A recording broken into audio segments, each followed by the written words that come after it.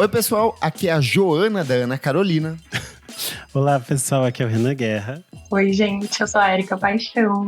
E no programa de hoje, quando a música pop e a cultura queer encontram a política, é um episódio especial do mês do orgulho LGBTQIAP+.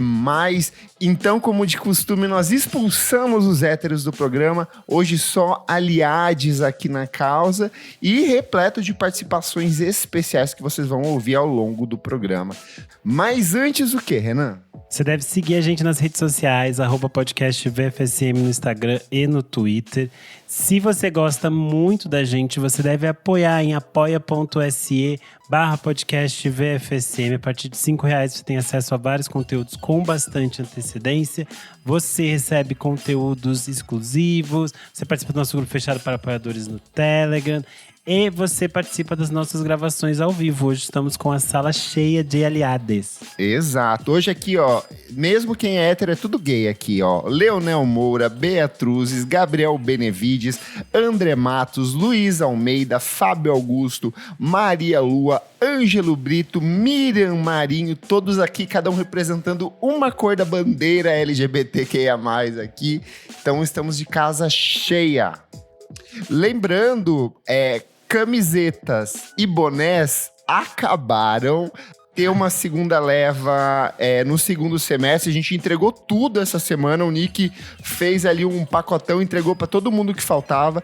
Quem ficou sem, calma, vai ter nova leva, nova impressão, provavelmente com uma nova identidade visual para camisa. A ideia é trazer mais brindezinhos ainda.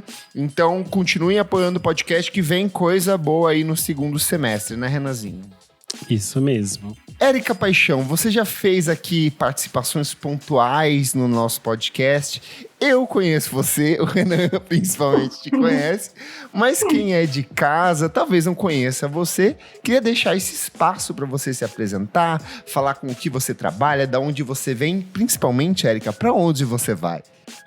Eu não sei pra onde eu tô indo. Não me sigam, porque não sei pra onde estou indo. Mas vim de alguns lugares. Eu sou jornalista também, como o Renan. E achei muito bonito, porque na pauta ele fez uma descrição sobre mim muito chique. Eu vou até ler o que ele escreveu. Érica Paixão é jornalista com experiência em jornalismo de hard news e podcasts na Rádio CBN. Atualmente, trabalha na área de comunicação institucional e financeira. Mulher negra e lésbica, Érica tem sua carreira atravessada pelas discussões de gênero e raça. Eu achei isso muito chique. Nunca ninguém tinha feito uma descrição minha assim. Eu achei isso muito bonito, amiga. Obrigada. E é isso, pode gente. Botar no LinkedIn essa. Tenho aí trajetórias bem diversas, assim. Trabalhei com hard news da CBN, hoje eu trabalho fazendo conteúdo financeiro.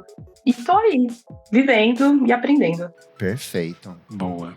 Então vamos falar sobre música, meus amigos? Bora! Já se tornou um clássico aqui no VFSM que todo mês de junho, como a celebração do Pride, a gente expulsa a cota hétero do VFSM e a gente abre espaço para discussões ao lado da nossa comunidade. Esse ano, nosso especial traz uma discussão que conecta a música e a cultura pop com a política brasileira. Esse ano, a 28ª edição da Parada do Orgulho LGBT+, de São Paulo, ocupou a Paulista com o tema Basta de Negligência e Retrocesso no Legislativo. Vote consciente pelos direitos da população LGBT+. Pensando num cenário em que estamos cada vez mais debatendo a presença de políticos conectados com a pauta LGBTQIA+, no governo, a gente também tem visto questionamentos e retrocessos, como um cenário em que a atuação da Erika Hilton foi repetidas vezes atacada por ser pop demais. Aqui no VFSM, nós sempre repetimos que a cultura pop e a música podem ser formas ativas de movimento em direção à liberdade de nossas existências e que tem uma função importante na geração de debates políticos. Por isso mesmo, nós vamos nos aprofundar nesses tópicos de forma diversa hoje aqui. Boa. E para começar, eu acho que é interessante a gente falar sobre sair do armário, meus amigos. Eu não sei em que momento vocês saíram do armário, mas eu acho que é uma coisa que a gente acaba fazendo isso repetidas vezes durante a nossa vida. Eu queria que vocês contassem um pouco das experiências de vocês. Eu só fui sair do armário para minha família, por exemplo, que eu acho que é um momento canônico na vida de quase todo LGBT, de ter que contar pra família, quando eu já tinha quase 20 anos. Mentira! Feminada desse jeito? Foi. Pintosa. Foi, aí a minha mãe falou, graças a Deus, falou, até que enfim, vamos lá, chega, vida que segue. No meu caso, foi uma experiência muito positiva. Mas ainda assim, são vários armários que a gente tem que sair durante determinados momentos da nossa vida. Então, são espaços como… primeiro você sai do armário com amigos, depois você sai do armário com a família, depois você sai do armário no trabalho. Eu queria saber um pouco de vocês, como foram essas experiências. Vamos começar pela convidada. Eu acho que, no meu caso, foi mais tardio também. Eu já estava na faculdade, acho que eu já tinha uns 19, 20, assim. Eu, pra mim, já sabia desde a adolescência. Acho que foram nos primeiros momentos, assim, que é quando você vai começando a ter um pouco de consciência do seu corpo e das coisas. E daí você vê, tipo, gente, o que tá acontecendo aqui? E aí foi na faculdade que eu falei pros meus pais. E eu acho que foi, tipo, pra eles foi o único sair do armário mesmo que teve. Porque daí depois pras outras pessoas as coisas foram simplesmente acontecendo. Eu falei pra eles e depois não fiz questão de, tipo, contar pra ninguém. Acho que já é uma saída do armário mais, assim, eu namoro. E tem o fato também de que eu namoro a mesma pessoa desde que isso aconteceu. Que já fazem o quê? Quase 9 anos Você que eu tô com a mesma mulher. Lésbica demais. Isso é muito lésbico, amei. Eu não sabia dessa história. Pois é, então eu saí do armário namorando com ela e falando, gente, a gente é um casal e é isso, e esse é o babado, aceito. E aí foi esse statement, ninguém entendeu. Eu lembro que na época minha mãe até falou: eu acho que isso é só uma fase, filha. Te aceito, tipo, te aceito, te apoio, tá tudo a bem, língua tá tudo certo, gasta já, o lábio cortado, é só uma fase. A ponta dos dedos já tava tudo carcomida, mas é só uma fase. E aí não foi uma fase que é isso, ficou, né, monas? Estamos aí juntas. Então foi isso, assim, eu acho que foi mais fácil também, porque na minha família nunca foi uma questão, assim. Acho que a gente sempre teve muita liberdade, muito espaço, e eu tive muita sorte nesse sentido, tá? Ai, que tudo. Eu acho que eu já contei a história aqui naquele programa que a gente gravou com a Duda Delo Russo. E tinha mais alguma convidada? E a Brenda, não tava? Eu acho que era. Eu acho que eu já lembro, eu já contei. Pra mim foi bem tarde. Eu contei com 27 anos pros meus pais. E eu acho que eu sempre soube que eu era gay. Eu sempre fui muito tranquilo em relação a isso. Desde que eu vi os braços musculosos do Bob do Caverna do Dragão, eu falei, é sobre isso e tá tudo bem, quero deitar nesse tacape, bata em mim, por favor, jovem viking. Mas eu sempre fui muito tranquilo, eu nunca tive aquele momento de rejeição que muitas gays têm, de tipo, agora eu vou tentar pegar mulheres pra ver se eu viro homem. Eu sempre soube que eu era gay, eu acho que eu sempre tive uma consciência muito precoce de…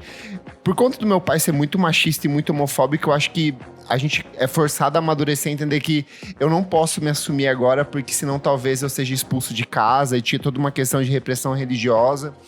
E anos mais tarde, quando eu falei que eu não acreditava em Deus, já foi assim, uma coisa destrutiva pra minha família católica, pra minha mãe que era catequista, então meio que já criou um trauma ali. Mas eu cheguei num ponto na minha vida em que eu falei assim, eu não dependo deles, não é mais sobre eles, é sobre mim. Então eu mandei mensagem no WhatsApp, eu falei as minhas condições, eu falei, olha, se vocês não quiserem mais conversar comigo, não quiserem mais ter contato comigo, isso é um problema de vocês. Eu tô de bem comigo, se vocês quiserem ter contato comigo, é a partir das minhas regras a partir de agora, né? Então foi muito nesse sentido de eu me impor e de falar, olha, sou gay, quer gostar, gosta, não quer, paciência, tenho meu cachorro, sou realizado, sou feliz do jeito que eu sou, não preciso mais de vocês. Nunca precisei do amor de vocês pra nada, então, paciência, assim. E é uma decisão meio ruim, assim, você entender que você não precisa dos seus pais, da sua família, sabe? É o oposto, a gente deveria ter esse suporte deles e meio que eu criei essa ruptura. Tipo, ficou durante um tempo aquela coisa de tipo, não falamos sobre isso, te aceitamos e tudo bem, mas hoje em dia, sei lá, minha mãe chega pro meu cunhado e fala assim… Por enquanto, você é o meu cunhado favorito, mas talvez amanhã você não seja, sabe? Então tem essa leveza um pouco maior, assim, mas ainda fica tudo meio que nesses… Não falamos muito, deixa meio que subentendido, né? Don't ask, don't tell. Exato. E é interessante a gente pensar que não existem chora, essas Érica, diferentes… é legal, é feliz. Existem essas diferentes saídas do armário. E quando a gente fala de pessoas públicas, no caso de artistas, essas coisas se transformam em experiências ainda mais complexas. Eu sempre acho muito curiosa a história do Michael Stipe, do R.E.M., porque ele teve que sair diversas vezes do armário durante a carreira dele. Ele falou sobre isso em diferentes momentos da vida dele. Nos anos 90, ele falou a primeira vez sobre isso naquele espaço de a experiência mais violenta que quase todos os homens gays que viveram os anos 90 viveram, que era, em algum momento, as pessoas diziam que eles estavam morrendo de AIDS e eles tinham que falar sobre isso publicamente. Sim. Foi a primeira vez que o Michael falou sobre isso, sobre a sexualidade dele, quando começaram a questionar que ele estivesse doente. Isso era algo bem recorrente nos anos 90. No documentário, no podcast do Clodovil, por exemplo, fala que ele teve que ir pra mídia mostrar os exames dele, porque as pessoas falaram que ele tava morrendo. Isso é absurdo. É tipo, bem violento. Bem absurdo. Mas no caso do Michael Stipe, ele falou depois, abertamente, numa entrevista pra Time, em 2001, falando que ele era gay, mas que ele não queria muito ser identificado a partir de uma perspectiva de ser lido como um artista gay. E aí, posteriormente, quando ele deu uma entrevista pra Spin, já ali perto dos anos 2010, ele vai falar que anteriormente ele não entendia qual era a importância dele sair do armário e de que aquilo teria importância na vida de outras pessoas, porque aquilo era uma coisa muito clara para toda a banda, para a família dele, para os amigos, mas ele não tinha essa noção do quanto aquilo impactaria na vida de outras pessoas. E eu acho que esse é o ato simbólico e político que a gente vai discutir hoje aqui, que é a importância de você sair do armário e você falar abertamente sobre a sua existência para outras pessoas, o quanto isso impacta na vida de outras pessoas.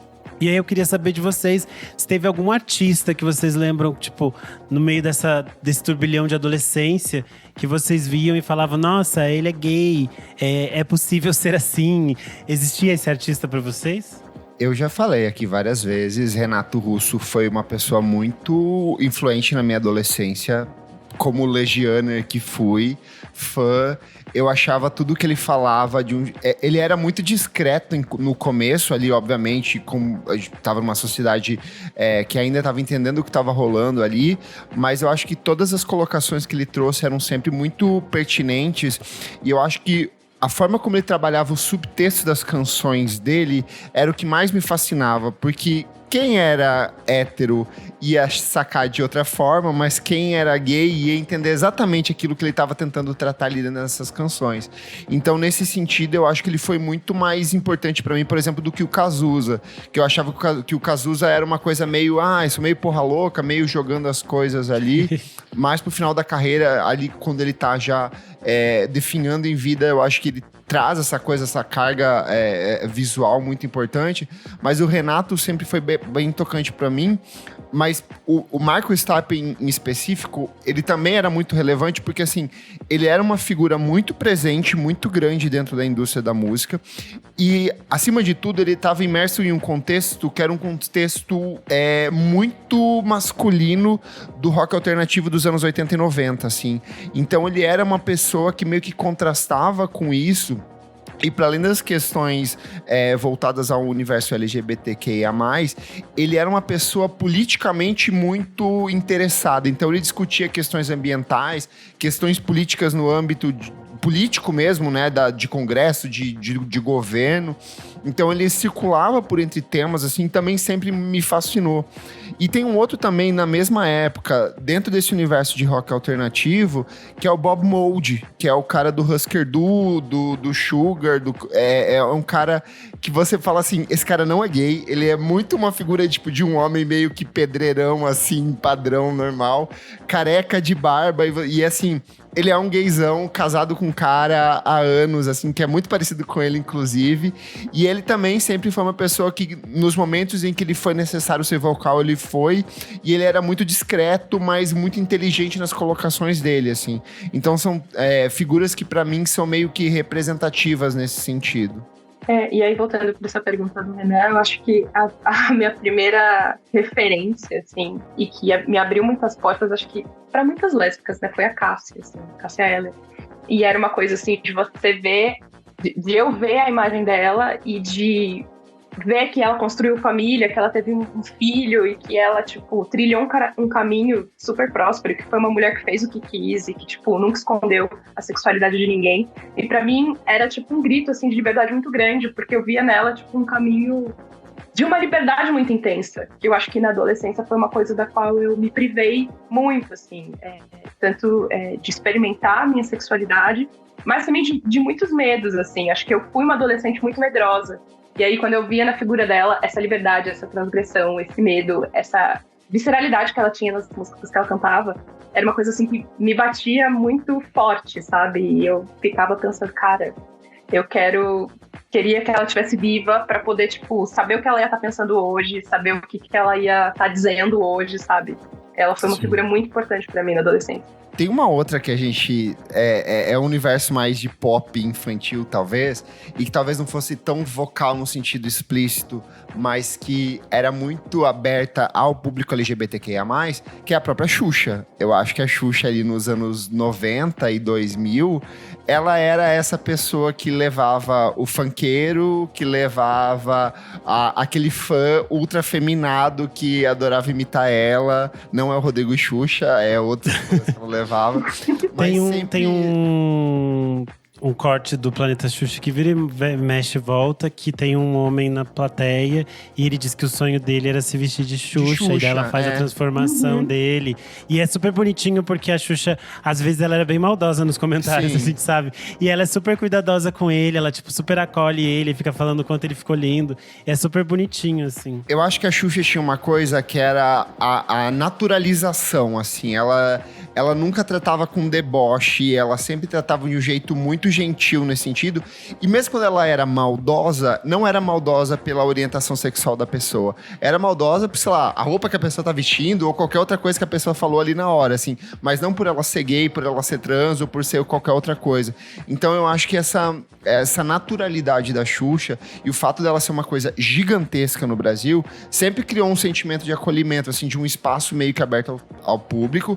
A audiência dela sempre foi muito grande. Ela circulou durante quase 3 décadas ali na Globo por diferentes públicos, indo do público infantil pro público jovem pro público adulto. Então eu acho que não dá pra excluir esse impacto que a Xuxa teve ali nos anos 90 e 2000 pra gente, sabe? Sim. Eu, obviamente, fui impactado pelas cantoras de MPB. Eu lembro quando eu descobri que a Adriana Calcanhoto era casada há muitos anos. Aquilo fez, tipo assim, blow my mind, assim.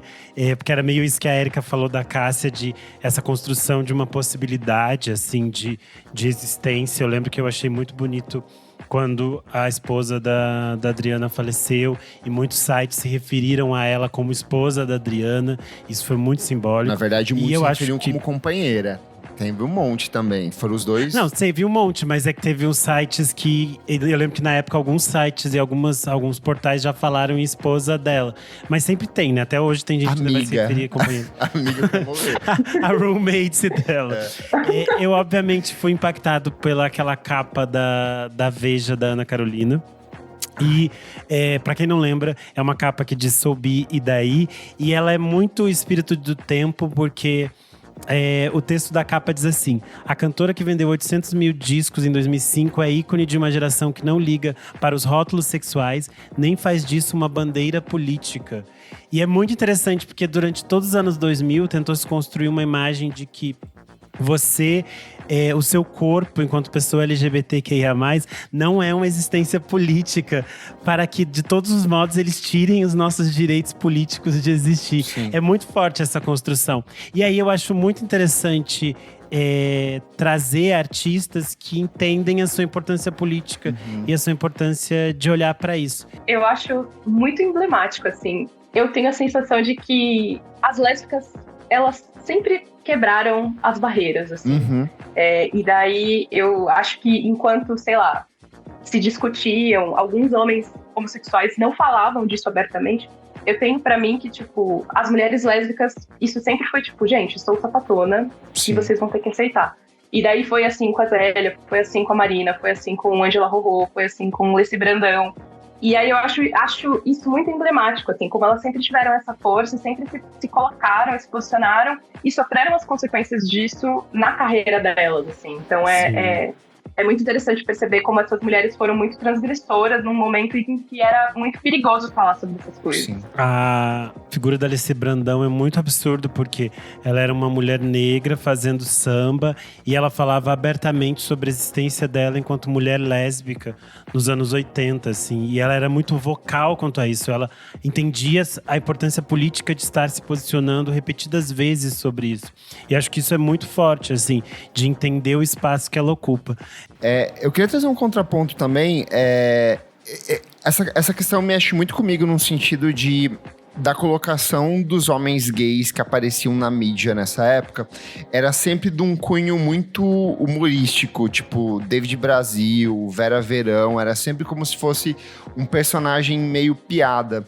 E aí eu fico pensando se se os outros homens gays da época, que eram muito mais discretos em relação às mulheres, as mulheres eram sempre muito mais respeitadas nesse sentido desse espaço público midiático.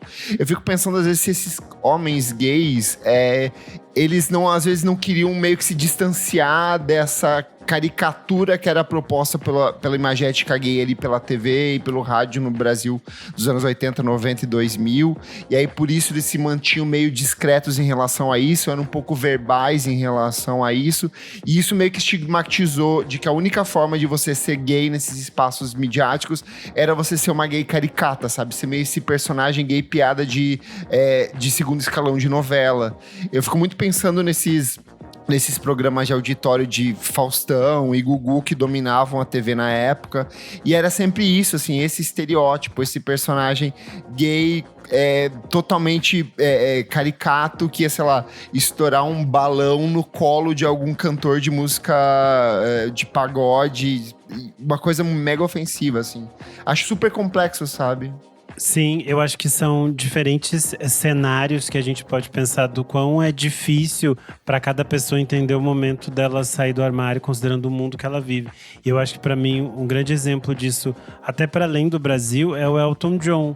Que tipo assim, hoje em dia pra gente o Elton John é um grande ícone queer, mas ele demorou muito tempo para sair do armário, num mundo em que basicamente ele vivia no meio do glam rock, estavam todos os homens héteros usando o imagético, que era um imagético queer. E aí em 1976, ele dá uma entrevista para Rolling Stone em que ele fala que ele seria bissexual em uma certa medida, só que ele só vai se sentir confortável para falar que ele é gay em 1988, em outra entrevista para Rolling Stone. É tipo assim, muito absurdo pensar que o Elton John… É porque você olha pra ele e você fala gay, não tem como você falar outra coisa que não gay, sabe? E é interessante você pensar, por exemplo, um outro exemplo que eu coloquei na pauta é o Edi Starr. O Edi Starr é considerado o nosso primeiro roqueiro assumidamente gay. Porque o Ney Matogrosso era gay, estava ali dito na figura dele. Só que é uma coisa que ele vai começar a falar posteriormente. O Edi Starr, ele fala em 1975, numa entrevista para Fatos e Fotos. Enfim, ele fala abertamente que ele é um homem gay. E isso é uma parte do trabalho do Edi Starr. Só que o Edi Starr sempre virou sendo uma figura underground. Ele nunca chegou a um espectro de mainstream ou qualquer coisa desse tipo. E aí eu também penso, será que esse espaço de underground do Edi Starr está relacionado ao fato dele sempre ter sido muito claro quanto à sua sexualidade? Eu acho que são caminhos muito dúbios. E é isso que a gente estava falando, de sair do armário é também uma questão política num universo de muitas complexidades, muitas violências e muitas pressões que são distintas para cada pessoa. Eu concordo muito com você. Eu acho que o fato dele ser totalmente marginalizado e ter, sei lá, ele lança um disco ali, ele fica meio que escanteado por vários anos.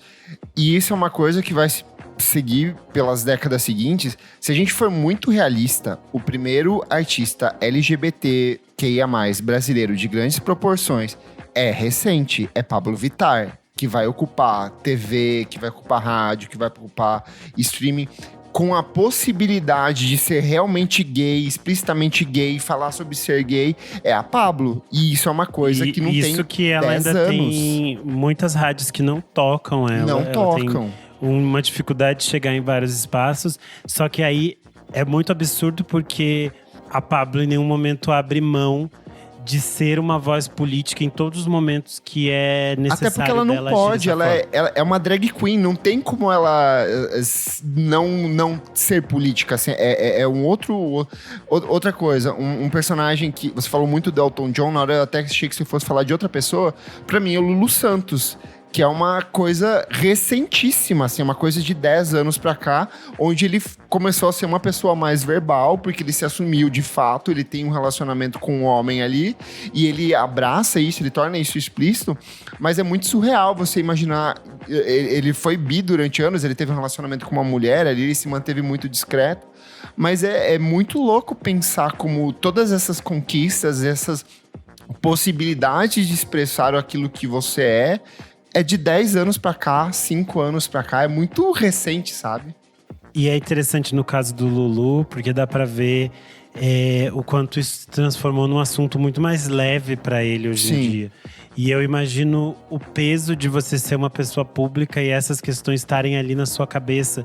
Porque a gente sabe o quanto essas coisas podiam ser bem mais violentas antigamente. E aí, você enfrentar isso de cara lavada na frente do público é algo muito, muito forte e muito simbólico, assim. Essas épocas de parada, eu fico muito reflexivo no sentido de… Ao mesmo tempo que eu discordo, eu consigo muito entender aquela gay que chega e fala assim: ai, parada gay é putaria, parada gay não traz nada, é só gente transando e putaria e pegação.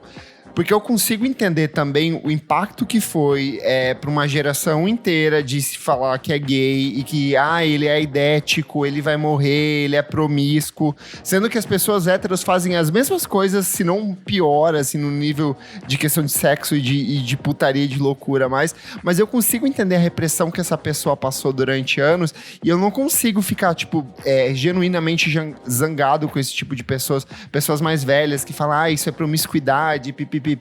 A gay da direita que vota em Bolsonaro, sabe? Eu entendo o quão complexo é esse tipo de situação pra essa pessoa chegar nesse ponto onde ela passa, sei lá, renegar a própria existência dela e aquilo que ela gosta pra ser higienizado o suficiente pra ser aceita pela sociedade, sabe? Sim.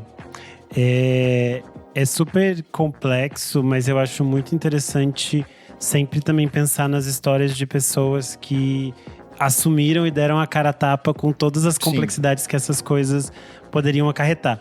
E aí eu coloquei na nossa pauta a história da Vange Leonel, que muitas pessoas podem conhecer ela por causa do hit, né? Calada noite preta, noite preta. Ela foi uma das integrantes do Now, que era uma banda de post-punk nos anos 80. Ela fez esse hit que foi a trilha sonora da novela Vamp. Ela tinha uma carreira pop de sucesso nos anos 90 no Brasil. E aí ela sai do armário nos anos 90. E ela começa a falar disso abertamente. E aí ela passa a ser uma artista meio underground, meio marginal. E é muito interessante, porque ela passa a ter uma coluna na Sui Generis. A Sui Generis era uma espécie de concorrente da G Magazine, assim. E ela escrevia sobre as experiências lésbicas nessa revista. Ela passa a escrever e colaborar com várias outras revistas. Ela colabora com a revista da Folha, com a Carta Capital. Ela escreve no site do Mix Brasil. E ela lança alguns livros na virada do século que falam sobre a experiência dela enquanto mulher lésbica. Ela lança um livro chamado Lésbicas, em 1999.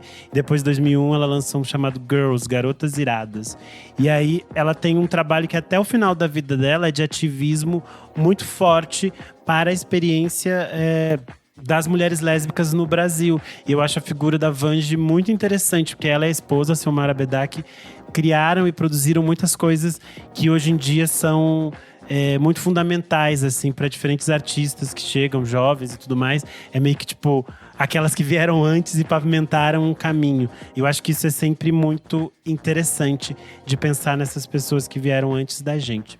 Eu não conhecia a Sui Generis, amigo. Eu estou em choque. E, inclusive, tem uma capa com o Rodrigo Faro com os peitos aparecendo. Eu estou em choque com essa informação. Era tipo…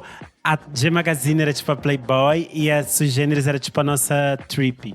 Ela parece ser mais política mesmo, assim, pelas capas e pelos temas que a gente tem. Eles têm uma capa muito histórica, que é uma capa que tinha um beijo gay. Tem umas coisas bem legais na história da Sui Generis. Eu amei essa que é com… como é que é o nome? O André André Gonçalves, muito foda essa capa. Parecendo o Brian Molko do Placebo. Chique. Tudo. Quando a gente está falando aqui de sair do armário, a gente já meio que adentrou essa discussão sobre essas perspectivas de complexidades que podem vir após você sair do armário. A gente sempre tem que pensar que existem diferentes recortes depois que as pessoas falam sobre a sua sexualidade ou sobre a sua identidade de gênero publicamente. E a gente sabe que determinados corpos vão ser violentados ou agredidos de forma mais forte e vão ter dificuldades mais complexas nesse mercado. É muito diferente a gente considerar um artista que vem de um universo classe média alta, um artista branco que está contando a sua história, de uma artista periférica, negra, que está trazendo a sua perspectiva. Que é aquilo que a gente falou. A força da Alessi Brandão nos anos 80 é algo absurdo de se imaginar, porque a gente pensa que muitas cantoras ainda sofrem violências muito fortes hoje em dia. E aí eu achei interessante trazer uma matéria que a Linda Quebrada fala para a Folha em 2020, que ela entende que ela se considera uma exceção e não parte do mainstream. Sou exceção. Isso não quer dizer que todas nós, enquanto travestis e pessoas trans, consigamos ter essa abordagem, ter respeito e nem ao menos ingressamos no mercado de trabalho. Acho que essas são pautas básicas e realmente de urgência. E aí eu acho muito interessante que ela fala que o fato dela estar na TV aberta abre rachaduras no sistema e contribui para a representatividade. E aí a gente vê que hoje em dia a gente tem mais atrizes trans na TV. A gente tem essa discussão de uma forma mais complexa. A gente tem a presença dessas políticas trans. Então, a gente tem a Erika Malunguinho, a gente tem a Erika Hilton. A gente tem outras pessoas que estão trabalhando em diferentes cenários. E aí é muito… A própria Alessi também, né? Ainda tem uma atuação política muito forte. Muito forte. Ela é vereadora ou deputada, Erika? Ela é deputada estadual de pelo São PCB. Paulo, Tô vendo aqui. Isso. Boa. E aí é bem interessante essa outra parte aqui que a Linda Quebrada também fala. Continuar abrindo essas fissuras no sistema para que cada vez mais de nós possamos usufruir disso tudo. Porque ter uma pessoa só preta, uma só travesti ou uma só com deficiência, isso não é representatividade. Para que tenha representatividade, é preciso pluralidade de corpos e existências. E é muito simbólico pensar isso, porque a gente está num momento em que aquele boom de publicidade e de marcas apoiando esses artistas meio que passou. Uma grande sensação que eu tive esse ano na parada LGBTQIA+, de São Paulo foi a falta de marcas. Nos anos anteriores a gente via muitas campanhas antes da parada acontecer. Esse ano, pela cidade, eu vi uma única campanha que foi uma marca de cerveja. E aí, durante a parada, algumas marcas apoiavam os trios, mas ainda assim é um número muito menor do que dos outros anos. Várias marcas que eram clássicas, digamos assim, da parada, simplesmente não apoiaram esse ano. E isso é muito absurdo, porque a gente passou a entender que algumas perspectivas de diversidade, elas eram realmente uma tendência de publicidade nos últimos anos. Era tipo assim, ajudamos aqui negros, gordos e LGBTQIA+, mas agora passou, tá, gente? Esse verão a gente vai voltar aqui para as modelos brancas e magras, que esse é o que a gente quer. E é meio assustador, porque daí a gente volta a falar disso, de acessos e de possibilidades. Tem uma gama de artistas emergindo e trazendo possibilidades novas de criações artísticas que não tem possibilidade de apoio ou de sustentabilidade para o seu trabalho, porque a gente está vendo que as marcas estão cada vez mais se afastando desses corpos, desses nomes, né? Você não acha que isso tem um pouco a ver com uma radicalização no sentido de cada vez mais não faz mais sentido a gente ser neutro ou bonzinho para as marcas. Não faz mais sentido. A gente já está num estágio onde a direita já avançou tanto, as igrejas já avançaram tanto, que não dá mais pra gente ser comportadinho, bonitinho, limpo no nosso discurso. Não faz mais sentido. E eu vejo isso meio que como as marcas tentando se manter o mais isentas possíveis, assim, porque pra gente que é LGBTQIA+, não dá mais pra gente ficar quietinho e falar, ai, tudo bem, vou aceitar essa prerrogativa. Sei lá, eu fico com essa sensação. Eu acho que faz sentido quando a gente pensa que cada vez mais os artistas que são politizados estão firmes e diretos nas suas falas. E aí as marcas têm medo de se envolver com qualquer pessoa Sim. que possibilite discussões. E aí eles se apoiam em nomes que tentem ao máximo higienizar e apagar quaisquer discussões outras, quaisquer possibilidades. Eu acho nesse sentido bem interessante a gente resgatar uma fala das meninas do Irmãs de Pau. Quando eu conversei com elas para o Por Trás do Disco, elas comentaram sobre a perspectiva de que elas já pensaram em modificar o nome da banda para um nome que fosse talvez um pouco mais palatável, para que elas conseguissem acessar outros espaços. E aí é muito interessante o que elas falam sobre essa perspectiva de será que a gente quer acessar também esses outros espaços? De que forma a gente quer acessar esses outros espaços? Então vale a pena a gente ouvir o que elas têm a dizer. A gente se encontra em diferentes momentos da nossa vida a partir de uma encruzilhada, assim. Acho que a encruzilhada é o caminho que a gente consegue percorrer na experiência de mundo que a gente vive hoje em dia, assim, sabe? Então, acho que o nosso trabalho tá muito nesse lugar também. A gente perpassou diversos lugares, diversos estados, diversas cidades, diversos shows. E tem uma coisa que às vezes nasceu no nosso quarto, nasceu na nossa casa, né? Composições. E ver tantas pessoas de diferentes lugares do Brasil, de diferentes formas, diferentes idades, né, diferentes experiências de vida, de gênero, de sexualidade, cantando a nossa música, isso é muito rico, isso é muito próspero, isso é muito vitorioso também pra gente, pro nosso trabalho, porque a gente tá disputando também para construir e apresentar outras imagens do que é ser travesti e transexual no Brasil, mas que também a gente não quer que a gente seja só reconhecida enquanto a nossa travestilidade, sabe? A nossa raça também está no jogo, a nossa classe social também está no jogo do que a gente tá querendo disputar. E eu acho que, tipo assim, essa trajetória é muito marcada porque a gente quer ser reconhecido enquanto funkeiras, apenas, né? Eu acho que é disputar esse lugar enquanto funkeiras, enquanto cantoras, não, e também recusar, a partir dessa trajetória que a gente vem, desde o nosso primeiro álbum de trabalho, depois de outros singles, e agora nesse segundo álbum de trabalho, Gambiarra Chique, a gente quer pleitear o lugar enquanto cantoras. A gente quer resistir à nomeação hétero-cis normativa de colocar a gente em apenas um lugar, como se a gente só fosse capaz de falar sobre somente uma coisa. A gente fala sobre tantas coisas, a gente quer falar sobre tantas coisas ainda, né? E que eu acho que isso resulta um pouco no que a gente vem apresentando, tanto nessa primeira parte, tanto que a gente tá produzindo também na segunda parte do nosso novo disco de trabalho, Gambiarra Chique. Sim, eu acho que é muito isso que a Vita falou. E aí, a gente observa as gambiarras que a gente já passou, que a gente ainda passa, e os lugares chiques e elegantes que a gente já alcançou também, enquanto Irmãs de Pau. Inclusive, uma coisa que eu acho que é uma informação super legal, de que nos últimos tempos, até inclusive para esse projeto, a gente vinha estudando a possibilidade de trocar o nosso nome, porque a gente vem estudando desde o começo dessa carreira formas de elevar a gente e quebrar as barreiras no mercado, né? E não ser vistas apenas como travestis e não sei o quê.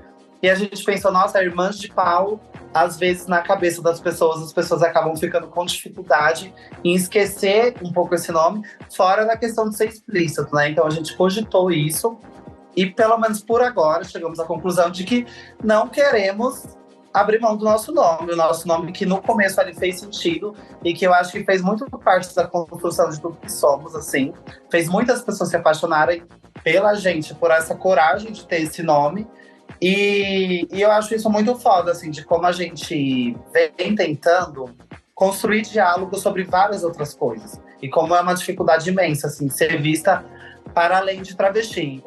É que, continuando disso que elas falaram, eu fico com a sensação de que, assim, a gente seguiu como pessoas, como bons moços, como pessoas comportadas durante mais de uma década ali, nessa última década, com as marcas abraçando a gente era pura estética.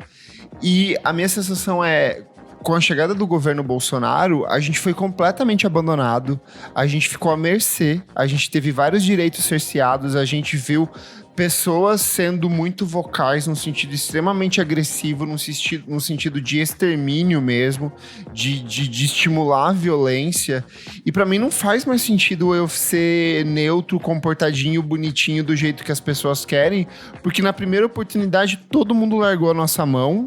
Esse negócio de ninguém larga a mão de ninguém, todo mundo soltou a mão de todo mundo ali nesse momento e ficou cada um por sua conta. Então não faz mais sentido mesmo, eu acho que elas estão completamente certas nisso. Eu acho que a gente tem que ser cada vez mais explícito, cada vez mais desconfortável, cada vez mais gerar incômodo, incomodar as pessoas mesmo. Em qualquer lugar, sabe? Em qualquer mínimo espaço, e usar aquela retórica aquela coisa de tentar perguntar por que você achou engraçado, sabe? Causar desconforto na pessoa, começar a incomodar, porque a gente se sente meio isso, assim. Eu falo muito no sentido de vai ser desconfortável o que eu vou falar? Mas, por exemplo, eu acho que a gente tem que começar a causar o mesmo desconforto que a gente sente, por exemplo, nos fãs de Harry Potter, que são verbais, sabe? E que andam ali com um chapeuzinho de Harry Potter. Então, cara, você sabia que você tá... A gente tem que começar a ridicularizar essas pessoas, causar esse desconforto, porque no fim das contas, o suporte deles, essa coisa de J.K. Rowling e todos esses artistas, culmina no sofrimento de pessoas trans, sabe? Eu acho que a gente tem que começar respondendo na mesma moeda, saca? Eu sei que, assim, é muito fácil eu falar isso sendo um homem branco, cis, que vive de classe média e que tem todo um conforto meu ao meu redor. Eu sei que isso não é fácil para outras pessoas que já são automaticamente marginalizadas e que não têm essa oportunidade de verbalizar isso, mas chega um ponto que começa a enjoar, sabe? De causar desconforto, eu não aguento mais. Pessoas da minha família, eu não quero mais contato com essas pessoas. Pessoas que antes eu convivia, eu não quero mais contato com essas pessoas. Chega num ponto que começa a esgotar a gente, sabe? Mas eu acho que é muito importante que pessoas como a gente assumam esses espaços e essas brigas também, sabe? Eu acho que é uma grande questão que, essencialmente, muitas vezes, pessoas trans se sentem muito à parte da comunidade, porque no momento em que a J.K. Rowling tá fazendo atrocidades, muitos homens gays estão indo ao cinema assistir o novo relançamento do filme, sabe? Por exemplo, ano passado no Primavera Sound, me causou ojeriza ver um monte de gay na frente do palco da Roisin Murphy, cara. Isso é uma coisa, assim, que me dá nojo, assim. As conquistas que eu tenho plena noção. A liberdade que eu tenho hoje de expressar minha sexualidade veio por conta de mulheres trans pretas que lá atrás sofreram, apanharam, foram presas, foram excluídas da sociedade, e renegar esse direito a elas, apoiando uma artista que é declaradamente anti isso, pra mim não faz sentido, porque parece que é o cordeiro aplaudindo o cara que vai matar o lobo logo em seguida, sabe? Não faz sentido, não entra mais na minha cabeça hoje em dia. E aí eu acho que cada vez mais as marcas tentam fugir dessas pessoas, porque de todo modo as marcas apenas utilizavam esses corpos naquele momento que isso era válido.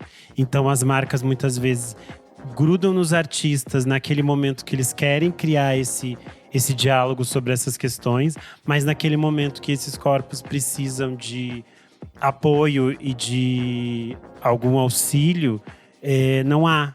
E aí se abandona, se deixa de lado, sabe? Então acho muito complexo pensar isso. Até porque a gente tem repetidas vezes, muitos artistas sendo colocados numa caixinha de que eles só servem quando eles vão falar de determinada coisa. Eles só são interessantes quando eles vão trazer a sua perspectiva a partir de...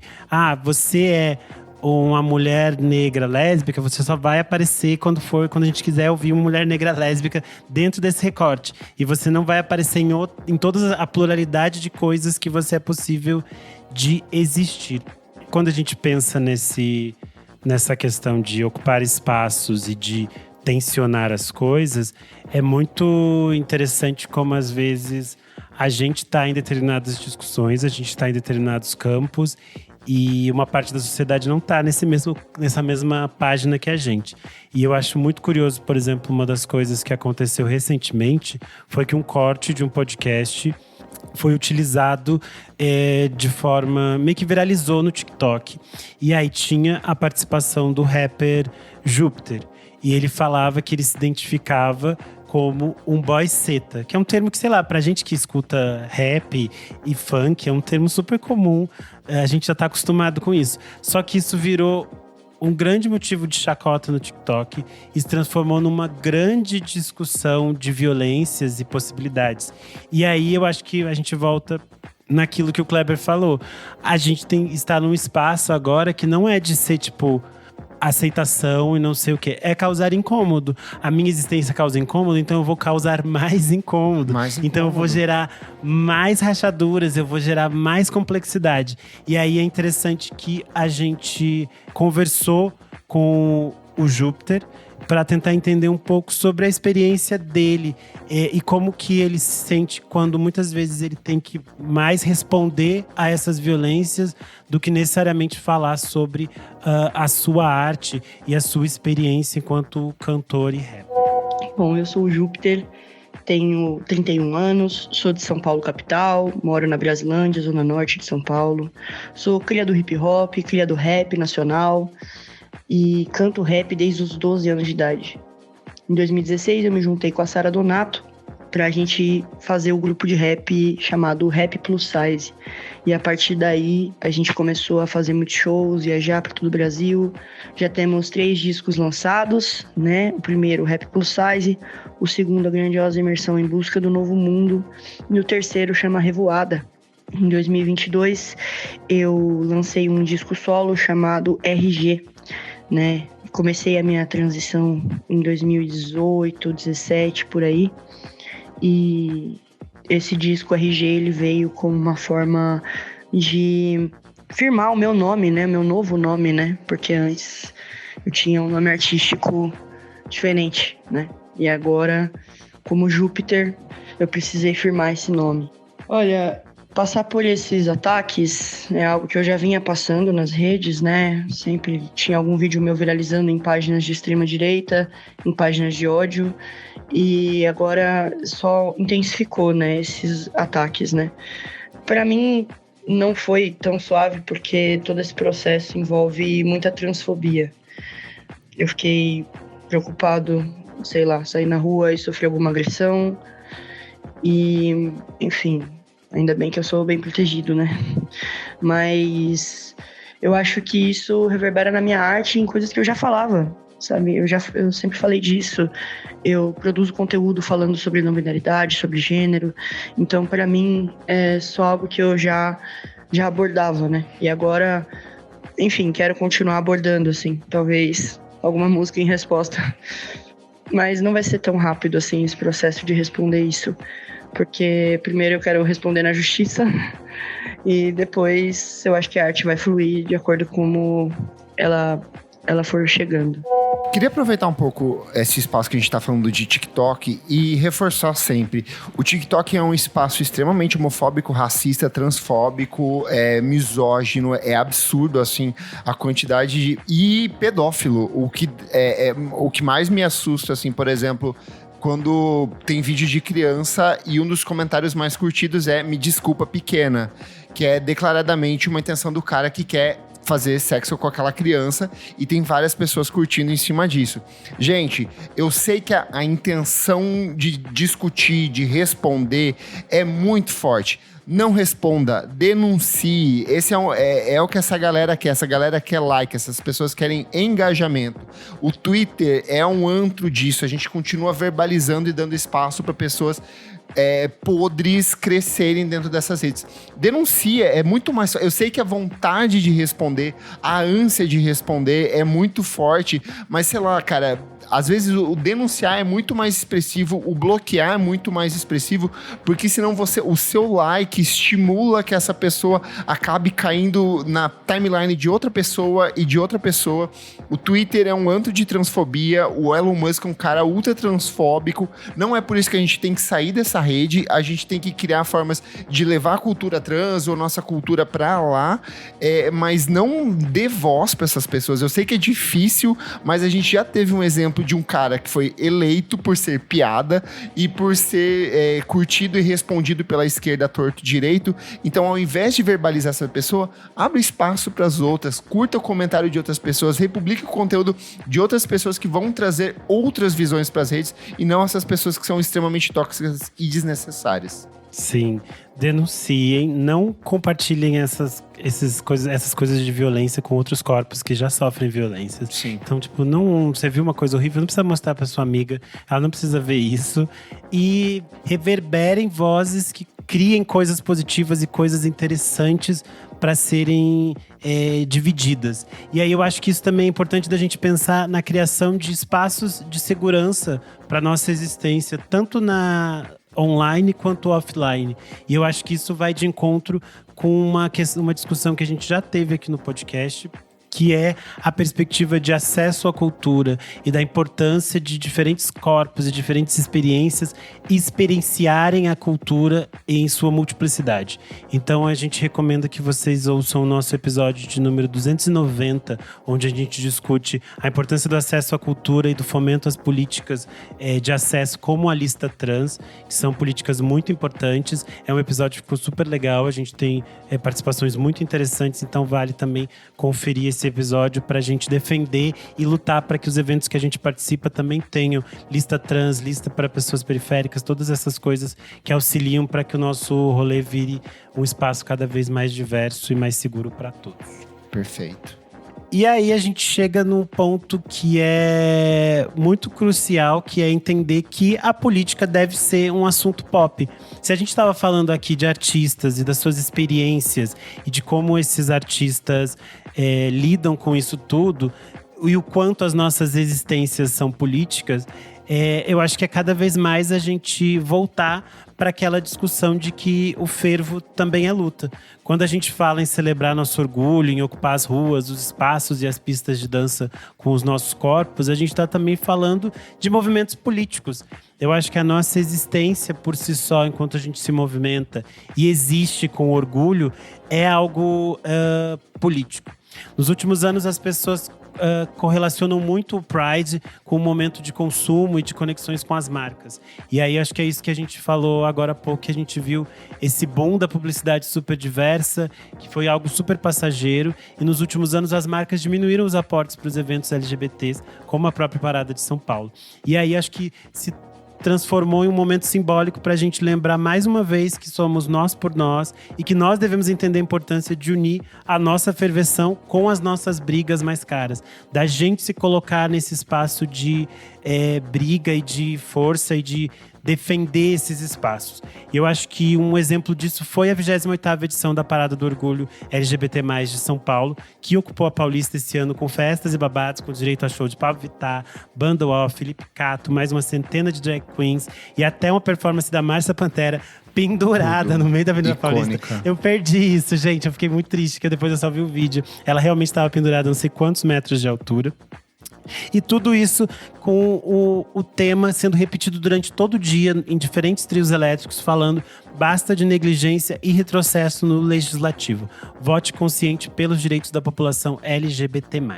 Para a gente entender um pouquinho mais sobre a importância desse tema ter ocupado a Avenida Paulista, a gente conversou com o André Fischer, que é o diretor de comunicação da Parada e o criador também do Festival Mix Brasil. E ele vai falar para a gente um pouco sobre a Parada e sobre a importância de que a gente una essa festa com as discussões políticas.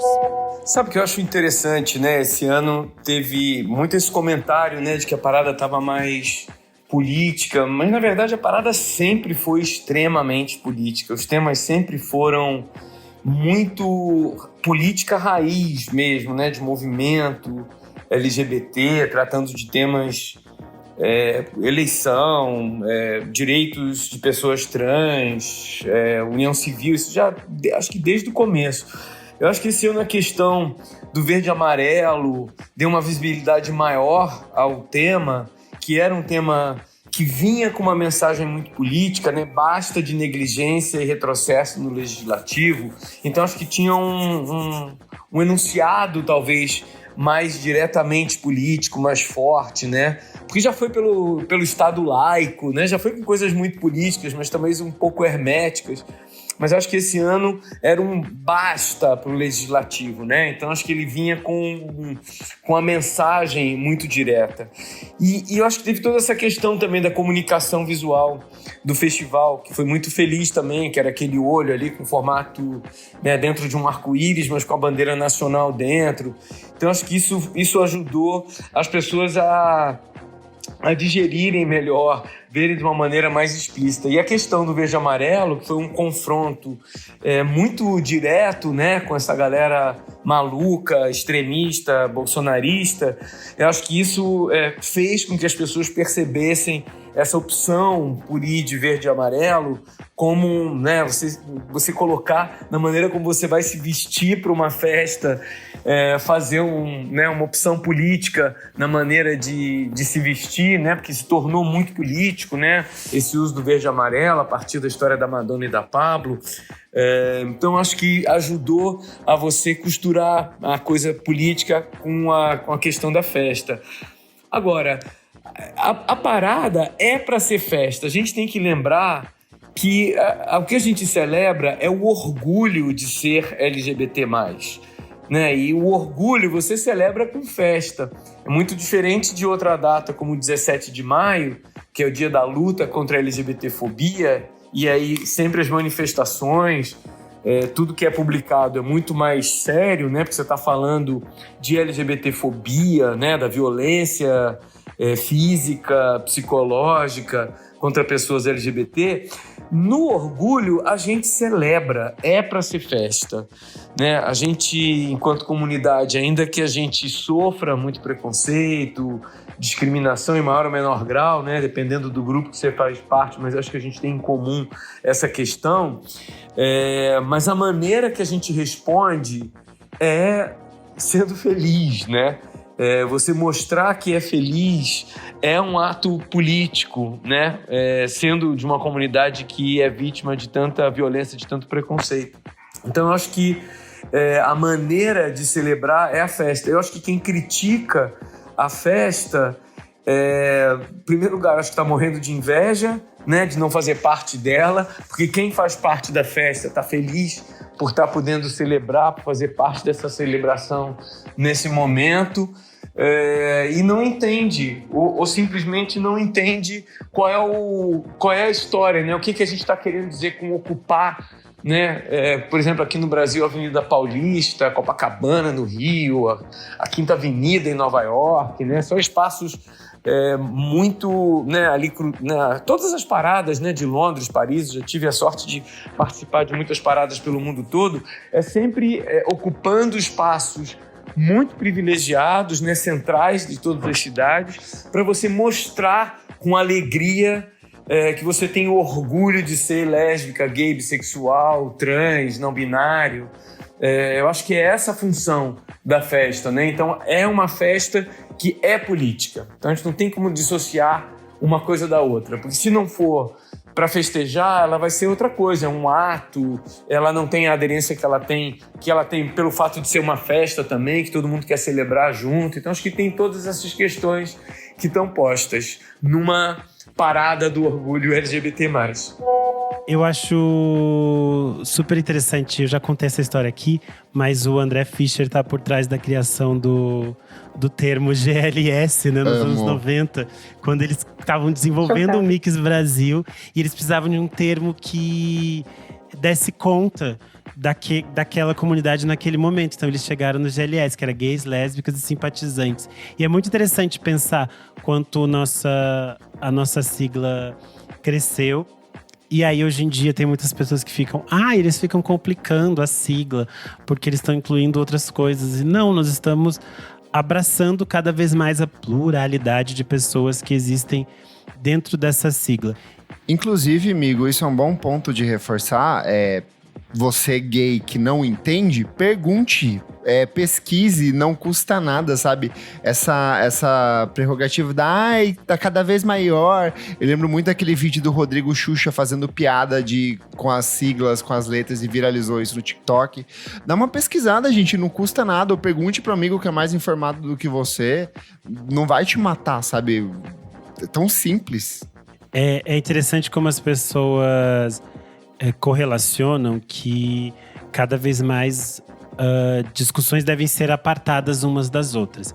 Então eles pensam no sentido de se a gente quer discutir uma questão política, isso não pode ser discutido de uma forma divertida. A gente não pode incluir essas pessoas e trazê-las para uma festa. Não. Se ela está sofrendo violência, a gente só pode falar das violências que ela está sofrendo. E eu acho que isso tem ficado cada vez mais claro na internet com a figura da Erika Hilton, né? Eu acho que é uma coisa que tem se repetido bastante, de que as pessoas questionam o trabalho dela, quando a gente sabe que ela é uma das políticas que mais tem trabalhado no Brasil nos últimos anos. Erika Hilton resolverá isso para a gente. E aí as pessoas questionam quando ela, sei lá, eu acho que a principal questão que surgiu nos últimos tempos foi quando ela participou do programa da Samira Close na Dia TV, em que elas iam discutir música pop. E as pessoas sempre tentam diminuir ela, porque ela fala muitas vezes da perspectiva de que a gente teria que ter uma beleza estética também, de trazer beleza, de trazer autoestima para esse espaço da política, que não precisa ser um espaço cinza. E eu acho que é muito interessante as questões que ela traz. Eu acho muito interessante essa fala que ela trouxe em uma entrevista para Marie Claire falando sobre isso. Digo que a crise em Brasília é estética, porque a estética atrai. A imagem chega primeiro do que a fala, às vezes. E quando a política não pensa com estética, ela mostra um desleixo para a parte de fora e fica distanciada. Tenho conseguido fazer com que a massa de jovens que me acompanham em movimentos, minhas redes e falas sejam atraídos não pelo projeto de lei que aprovei, mas pela repercussão do que falo. Porque essa provocação com a moda e interseção vem fazendo com que eles se sintam cada vez mais participativos e representados. E eu acho muito interessante que ela é sempre muito criticada também por estar nesses espaços, né? Ela, quando faz desfiles para Fashion Week, por exemplo, as pessoas atacam muito porque ela tá lá.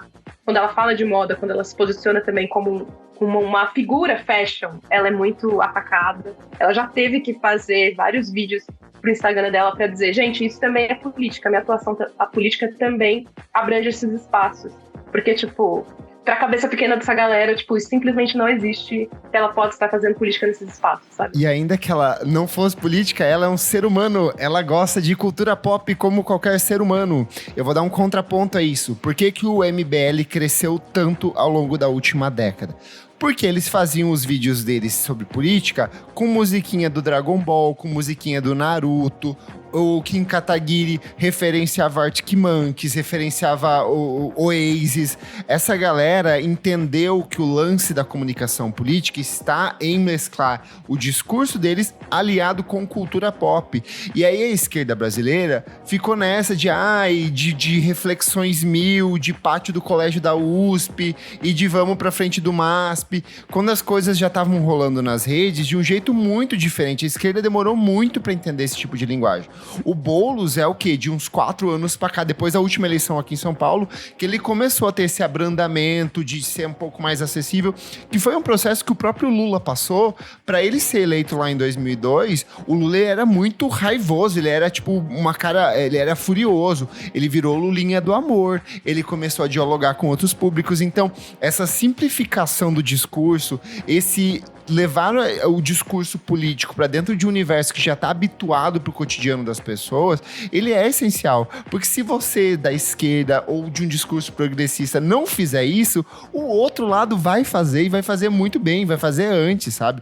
Tá aí a família Bolsonaro fazendo isso à torto e direito nos últimos anos, de fazer essa imagem dele de ser o cara mais pop, de fazer... Você acha que essas perguntas, o que é Golden Shower? É gratuito? Não é. É ele se se colocando dentro de um espaço de discussão ali e levando a mensagem dele a partir de outras temáticas. Então tem que ocupar mesmo, tem que desfilar, tem que estar em latinha de refrigerante, tem que estar no Dia TV, tem que vir aqui no podcast VFSM conversar com a gente, tem que participar dessas coisas sim, tá certíssimo. Eu acho que é muito interessante porque a Érica ocupa espaços que nenhum outro político tinha conseguido quando a gente fala de redes sociais, assim.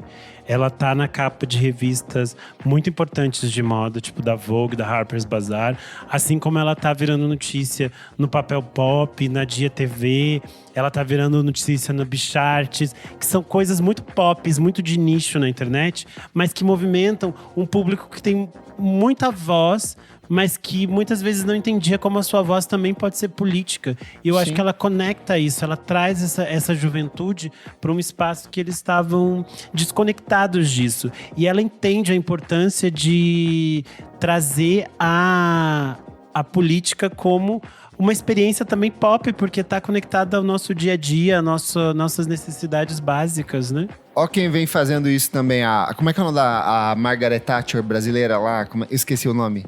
Tabata Amaral. Ela é outra que, tipo, se mete em tudo quanto é coisa, sei lá, tá lá no podcast dos nazistas brasileiros, ela tá lá, ela tá metida, ela tá sempre participando dessas coisas. Bater leque na parada.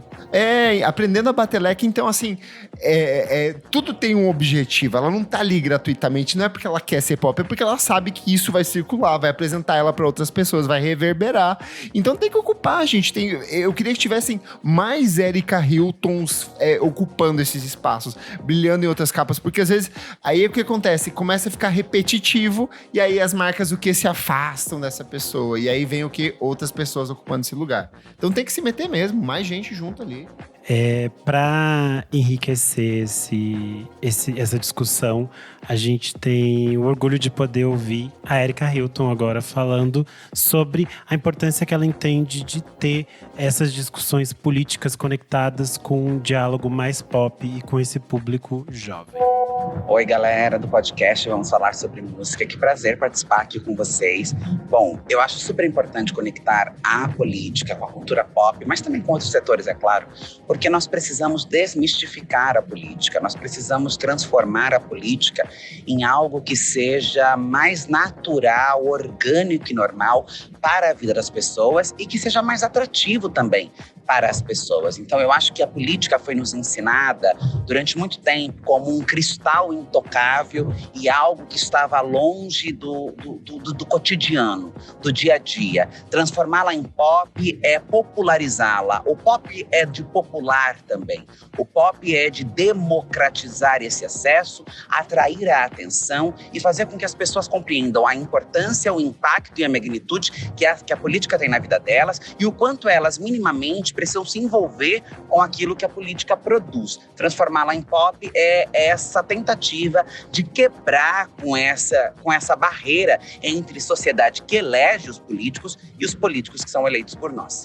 Acho que reforçar que os nossos movimentos, enquanto grupos dissidentes, são ações políticas, é lembrar o quanto a nossa trajetória é marcada por violência, por desigualdade, por necessidade de organização, de mobilização, de resistência, né? Isso tudo transforma a nossa existência em política e as nossas ações enquanto indivíduos na sociedade também enquanto ações políticas. Olhar para tudo aquilo que nós, enquanto grupos dissidentes da sociedade, queers, LGBTs, negros, mulheres, indígenas, pessoas com deficiências, enfrentamos e precisamos atuar enquanto conjunto social, esclarece o quanto as nossas vivências são ações que são interferidas diretamente pela política ou pela ausência do olhar da política sobre elas, mas o quanto nós estamos o tempo todo promovendo políticas de sobrevivência, de moradia, de empregabilidade, direito ao afeto, ao trabalho, enfim, nossas vidas são marcadas por movimentos políticos estruturais e estruturantes, e eu acho que olhar para isso faz com que a gente compreenda, 1, a importância da política, e 2, o quanto o tempo todo nós estamos em movimentos provocando, mas também promovendo ações políticas. Eu acho que com todas essas coisas que a gente falou no episódio de hoje e todas essas pessoas que a gente pôde ouvir, só nos provam que a nossa existência por si só é política e que o consumo que a gente faz de determinados artistas e a forma como esses artistas se posicionam no mundo também diz muito sobre quem a gente é. Eu acho que a gente falou um pouco aqui sobre as nossas experiências, do quanto alguns artistas nos influenciaram e se foram fundamentais para que a gente entendesse que nós podíamos existir no mundo. E acho que a gente tá numa nova fase em que a gente não pode mais só existir no mundo, mas a gente tem direitos muito importantes e que a gente tá conquistando cada vez mais eles e que a gente precisa cada vez mais de artistas que estejam do nosso lado abraçando esses direitos com a gente. Eu acho que isso também é uma perspectiva cada vez mais fundamental. E aí eu queria entender de vocês o que vocês esperam cada vez mais daqui pra frente desses artistas. Vocês esperam cada vez mais artistas fora do armário, cada vez mais artistas brigando? O que vocês esperam? Eu espero que eles sejam, acho que vai muito no que a gente trouxe aqui, deles serem cada vez mais vocais, porque uma coisa que eu acho que a gente às vezes perde de vista é como tudo isso é muito recente e frágil.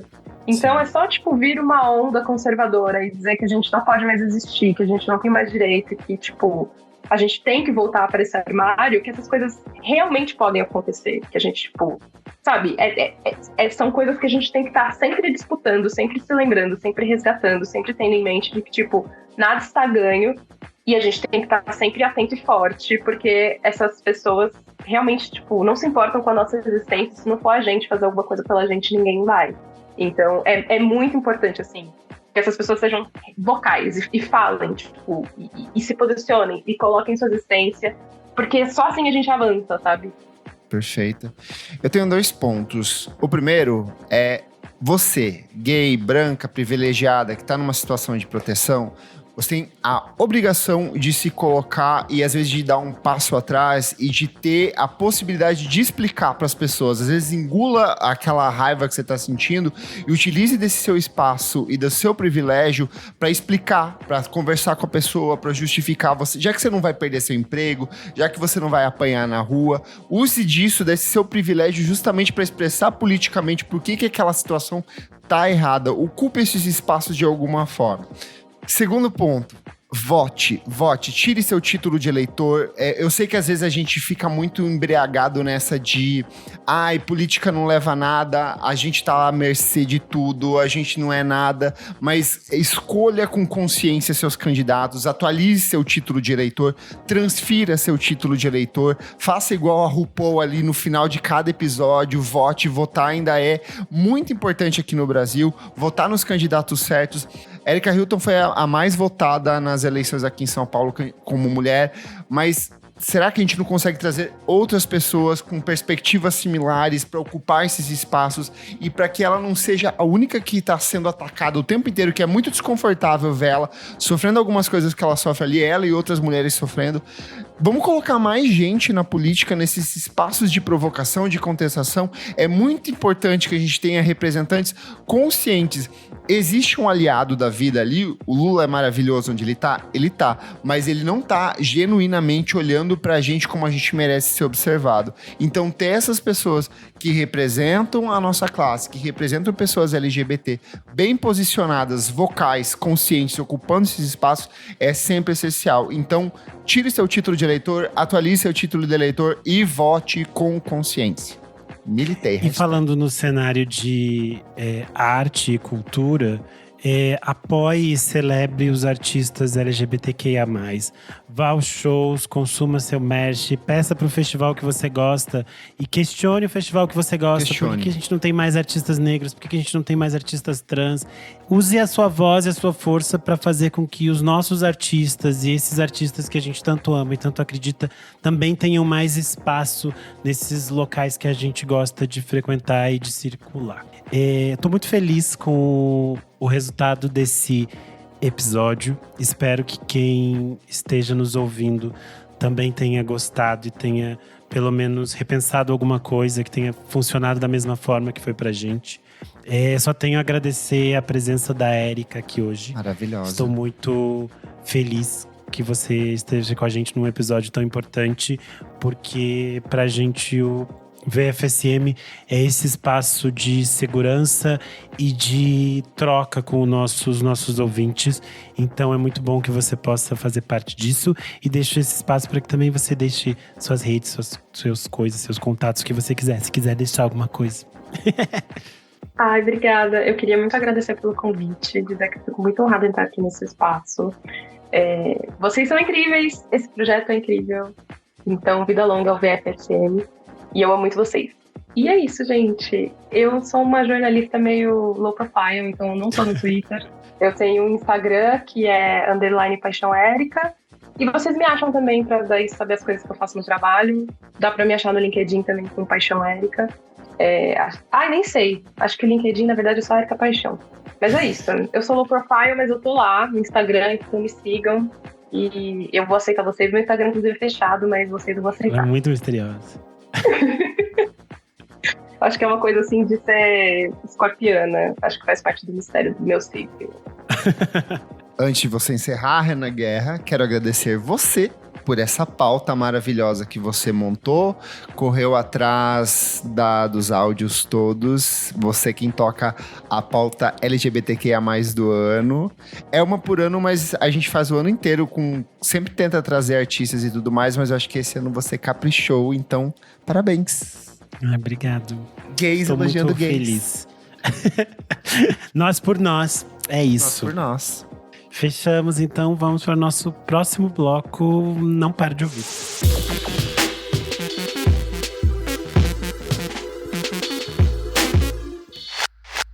Segundo bloco do programa, os héteros estão autorizados a voltar aqui para dar suas diquinhas, mas Renan, o que é esse bloco? Neste segundo bloco, a gente traz as dicas mais quentes da web, o que a gente não para de ouvir. Então vamos começar pelo Nick Silva. O que você traz essa semana, Nick? Bora lá que tem alguns singlezinhos bem legais. O Toro y Moi voltou com uma vibe bem diferente com o single Tuesday. Esse é a primeira amostra do novo disco dele, que chama Whole Earth, e vai ser lançado no dia 6 de setembro. É bem diferente, assim, eu achei mais... Eu não embarquei nesse. Rockista, talvez. Mas, Gostei enfim, da estética, mas não embarquei. Impecável na estética, né?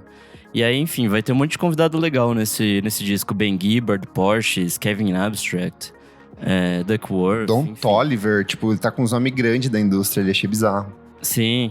Enfim, ele falou no lançamento que quando ele tava crescendo, a linha entre o underground e o mainstream era bem definida. E agora tudo borrou e ele não sabe mais, assim, onde ele tá também. Então tem um pouco Queria que ele borrasse o meu batom, beijando a minha boca, gostoso. Olha ele! Nossa, eu acho ele tão fofinho, sonho de homem. Minha próxima dica é a Núbia Garcia com Desir. Finalmente deixei pra você. Voltou com uma faixa fodida de boa. Essa é o primeiro single do próximo disco dela, que chama Odyssey. Ela já tinha dado algumas pistas do que ia ser nas internets e tal, mas enfim, esse disco vai chegar no dia 20 de setembro pelo selo Concord Jazz, e além disso ainda vai contar com a participação da Esperança Spalding, então vai ser finíssimo, e essa música é, assim, linda. Minha próxima dica é o The World's a Beautiful Place and I No Longer Afraid to Die, com Angers of Guilt, faixa bem bonita, bem, sei lá, grandiosa, bem... Enfim, muito foda. Tão grandiosa quanto o nome da banda. Tipo isso. Pra quem gosta do Zemo, do Zemo grandiloquente, pode ir que é bem boa. Eles contam, sei lá, uma visão de como os heróis podem, sei lá, ser meio vilões no fim das histórias. Enfim, é uma faixa bem legal.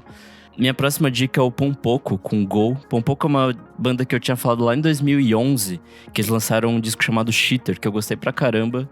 Eu não sei se chegou a estar na nossa lista de final de ano, mas enfim, é um disco que eu gostei bastante. Ouçam. E Go é parte do próximo disco deles, que vai ser chamado Champion, e vai ser lançado no dia 16 de agosto. É bem essa cara desse rockinho norueguês, meio... Enfim, divertido. E minha última dica é um disquinho No Worries com Wylod, união entre o Anderson .Paak e o Knowledge. Eu já tinha falado de alguns singles que tinham sido lançados. Bem bons os Nossa, singles. muito bom. Aquela coisinha meio R&B, meio neo soul, meio rap. Funk. Sim, são 19 faixas, porém o disco tem, sei lá, 40 e pouquinhos minutos. É bem de boa de ouvir. São faixas bem curtinhas, assim. Pra mim, tudo que o Keitranada encheu de excesso Nossa, lá de sim. coisa no disco dele, pra mim Sim. eles fazem o caminho oposto, assim, é elegantíssimo, muito bem trabalhado, sempre é outra bom, né? pegada, assim. E com os convidados bem fodas, né? Tipo Her, Snoop Dogg, o Sweatshirt, Uhum. enfim. A com o Snoop Dogg é muito boa. É muito boa. Muito boa. Esse é muito boa. aquele tipo de disco que você dá o replay, assim, tipo, muito fácil. Acabou, você põe de novo, porque ele é muito bom e é bem variado. Então, são essas minhas diquinhas. Silenciada, Isadora Almeida, o que você traz essa semana? Vamos lá. Você que mesmo sendo uma mulher viada foi expulsa do programa. Exato, você viu? Palhaçada. Bom, eu trago aqui um EPzinho que eu ouvi de uma banda chamada EBBB. EBBB. Deu pra Tá entender, inventando aí, ó. gente? Tá- Então, Ele meu irmão tá vai, exato, meu irmão vai me zoar, com certeza. O nome do EP é All at Once. São 5 musiquitas, saiu pela Ninja Tunes, é uma bandita londrina, olha que novidade. E assim, é bem alternas. Eu vi nos relacionados aqui que eles colocam coisas que eu nunca ouvi na minha vida e o Nourished by Time. Então, assim, fica aí pra vocês a referência.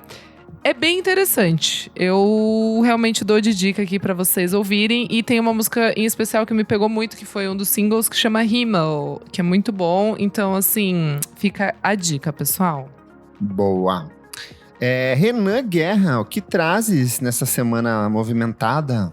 Bom, na semana passada eu esqueci de falar do novo single do Moses Sumney, Vintage, que eu adorei. E tinha esquecido de falar, o clipe é lindo, eu adorei como ele vai pra um caminho mais R&Bzão, assim. Ele é bem lindo sensual. também.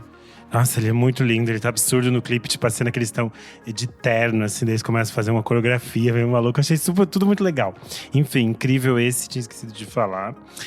Quem lançou single novo foi a Noni and the Johnsons, com a faixa Breaking, achei muito boa. bonita. Chique. A capa muito fofinha, que é um gato. Uhum. O clipe é meio conceitual, não foi muito, mas enfim.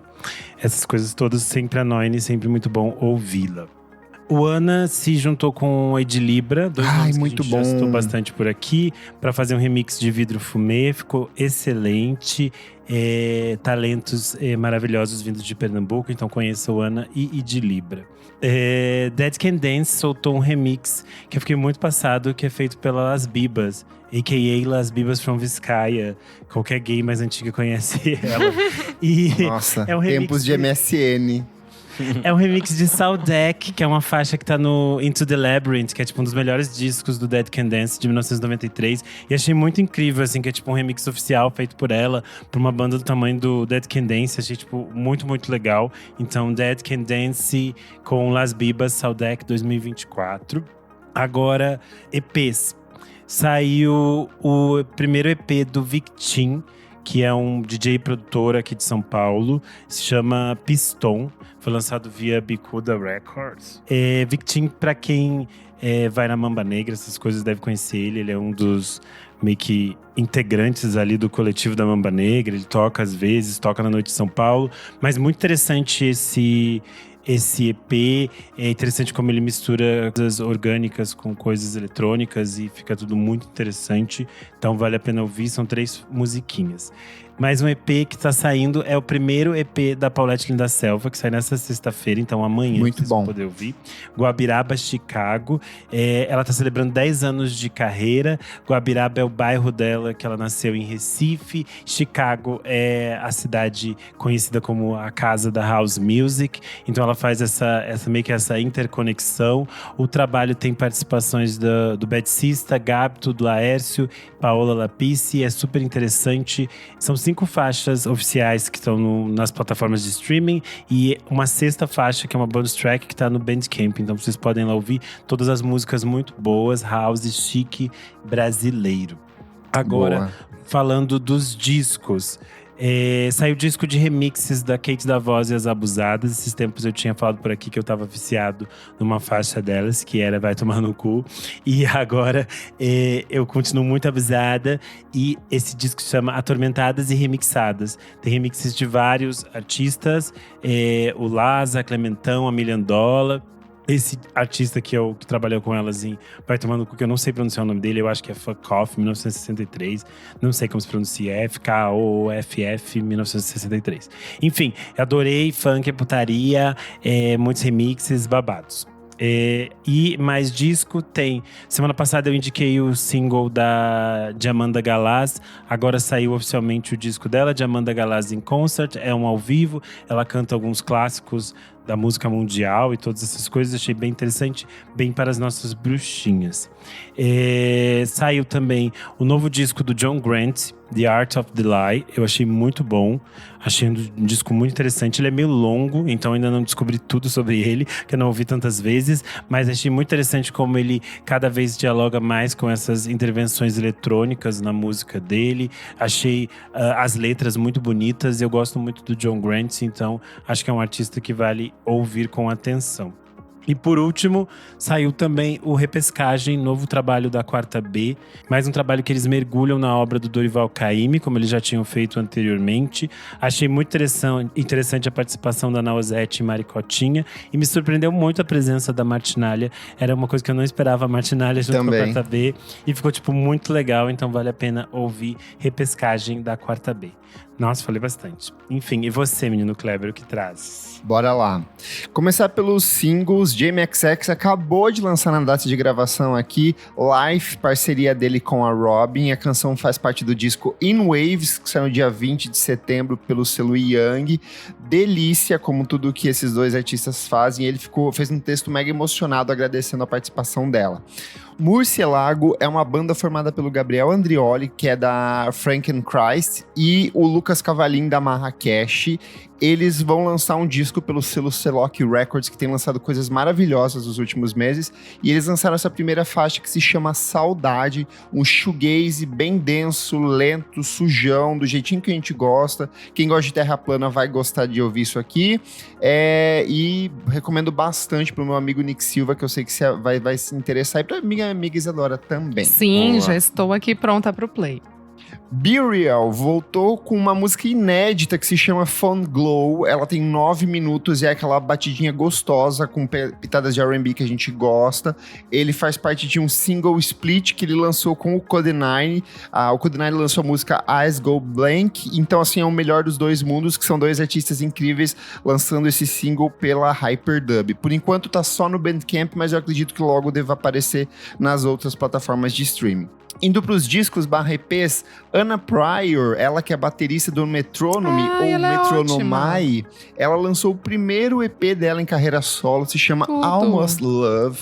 É um disco de house, de dance, ela é chique, um disco chiquérrimo. Quem gosta de Robin, quem gosta de S.Ware, pode se jogar, que esse disco tá maravilhoso. Vocês vão ver que tem algumas letras e músicas com nome em português, mas é porque ela tem alguma amiga dela que é uma parceira do disco, que é portuguesa, então ela traz esse temperinho português pra dentro do trabalho dela. Muito, muito bom, assim, o Renan Guerra, já mandei pra ele hoje cedo, falei, isso aqui é tua cara, ouve gay. Eu adorei, achei bem chique, uma coisa meio drink em tacinha de… Ela é. E detalhe, ela falou que ela fez esse disco como se fosse um disco pra ela curtir sem estar sob efeito de drogas nenhuma. Ai, pra mim, drogas, ela é pra clean, mim, então. ela é clean, ai, que tudo. Seguindo aqui nos discos, o John Cale, que é ex-integrante do Velvet Underground, maravilhosíssimo, lançou um novo álbum de inéditas, Optical Illusion. Ele tinha lançado o Mercy em janeiro, que é muito bom e era mais sombrio, cheio de participações especiais, e esse ele vai mais solo mesmo ali, com uma pegada mais distorcendo a música pop. Ski Mask, que é um produtor que eu gosto demais, voltou com o primeiro álbum dele de inéditas em 3 anos, se chama Resort, é um disco de techno, de drum and bass, de breakbeat, de ambiente techno. O trabalho dele só encontra no Bandcamp, não tem nada nos Spotify da vida, então recomendo muito baixar o aplicativo para tocar, que é gostoso demais.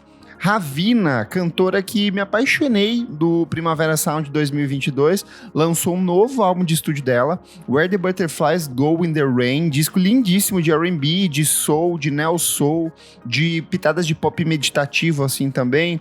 Tem música com o JPEG Mafia, vale muito a pena quem gosta desse tipo de sonoridade. Surpresa do James Blake, ele lançou Amei! YK002. Não é uma continuação do EP de mesmo nome que ele lançou lá em 2010. É porque ele tem o selo que é o CMK, que é o selo dele. E esse é o segundo lançamento. Mas independente disso, são 4 músicas deliciosas. Eu ouvi uma maravilhosa. Ai, gente, a que eu mais gostei é uma que se chama foda. Dream, Move My Feet. Eu adorei, mas todas as 4 músicas, assim, são incríveis. 18 minutinhos ali. Achei melhor do que o disco que ela lançou no último ano, ainda que eu gosto bastante desse último disco. Ah, eu ouvi uma que é muito absurda, que eu achei muito absurda. Eu ouvi na rádio também. Eu falei, caralho, o James Blake tá vivo, rádio de Sorocaba aí, ó, tocando só as Exatamente, só as mais tocadas no rodeio. Aproveitando que você falou do James Blake, só pra citar que ele é a melhor faixa a participação dele é a melhor faixa do Dopamine da Normani, o resto do disco eu nem vou comentar. Nossa, Ele tem uma faixa na. Ele produziu uma divide uma. É bem boa essa faixa, que o disco Como é o nome? bem chato. Não Vou lembro o nome ouvir. da música. É que eu não vou na aula da Normani, né? Disco ali. Ela só tinha uma música, amiga. Ela só tinha duas, né? Ela tinha Ai, duas, gente. Mas assim, eu achei, só comentando no Normani, eu achei que ia ser pior. Mas a RCA conseguiu fazer o que eles fizeram com a Tinashe, que é fazer um disco totalmente sem característica nenhuma, coisa mais genérica, apagada. Falaram assim, que parece ser um álbum de 2018. Eu dei risada, mas eu não ouvi. Tipo, Eu não não é achei ruim. Ele só não é bom. Ele é Eu acho que se ele esquecível. tivesse Ele não é saído bom, lá, ele não tem que eu acho que se ele identidade. tivesse saído lá, quando a gente achou que ele ia sair, tipo, na pandemia, ele teria acontecido. Só que aí parece uma coisa, tipo, agora a gente não tem mais nem a piada da Normani no lança disco, então… É que sabe o que eu acho? Ela tava lá super livre pra produzir o trabalho dela, tanto que ela lança Motivation, que é tipo uma das melhores músicas daquele ano. E aí eu sinto Muito que a RCA boa. fez a mesma coisa que a Tinashe. Cresceu o olho pra cima, começou a meter o dedo, começou a controlar e vem essa coisa mais formulaica possível, assim. Parece que é saiu da forminha, assim.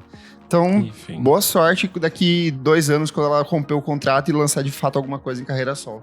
Mas só pra fechar aqui nas recomendações, um disco que eu estou viciado é o primeiro álbum do Artemis, que é um projeto de K-pop formado pelas ex-integrantes do Luna.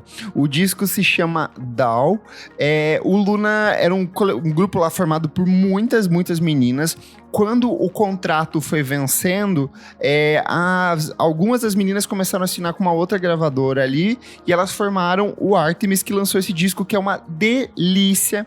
O Nick, que gostou de Yukika há um tempo atrás, pra quem gosta dessa fase mais recente da Carly Rae Jepsen também, vai gostar, que é aquele disquinho de pop com um fundinho de synth pop, anos 80 ali, uma delicinha. São 5 integrantes agora que formam o grupo. O trabalho já tá entre os mais bem avaliados lá no Metacritic, e eu acho que assim, pra quem quer começar a ouvir K-pop, é um bom caminho também. Vamos pro próximo bloco do programa. Você precisa ouvir isso.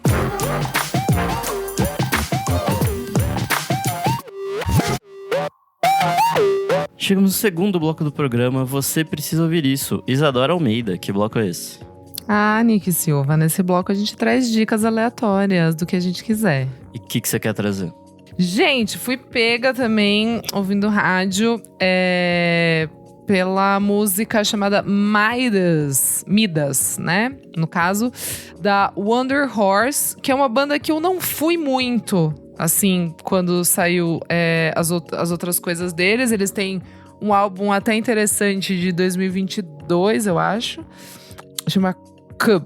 E tem umas coisas interessantezinhas ali, mas eu não fui muito pega. Mas essa música é a faixa de abertura do novo álbum deles, que sai em agosto. O nome do álbum é Midas. E aí também eu acabei ouvindo a faixa July, que são as 2 faixas que já saíram desse álbum. Tem um tempinho já, tem umas semanas e tal. E eu gostei bastante, então eu tô bem curiosa pra ouvir o álbum novo do Wonder Horse. Wonder Horse, pra quem não conhece, é uma bandita de rock que até abriu uma turnê do Fontaines DC. Então, quem gosta dessas banditas, acho que talvez goste de Wonder Horse. É um pouco mais roqueirita, sem muita irlandesice, se eu posso colocar assim, que é bem legal. Então, fica aí a dica. A diquita. A diquita. É Dyke. Hoje é um episódio Pride. Menino Kleber Fak, sua vez. Bora lá. Quando esse episódio for ao ar, já terei publicado a minha lista com os melhores discos de 2024 até agora. São 50 álbuns, quase metade de discos brasileiros ali. Então, para quem perdeu esses 6 meses falando, não teve lançamentos bons, teve muita coisa boa lançada nesses últimos meses. Nossas edições do Por Trás do Disco são um exemplo disso. Então, tá lá minha listinha com nacionais e internacionais para você que quer ter um resumo do ano até agora.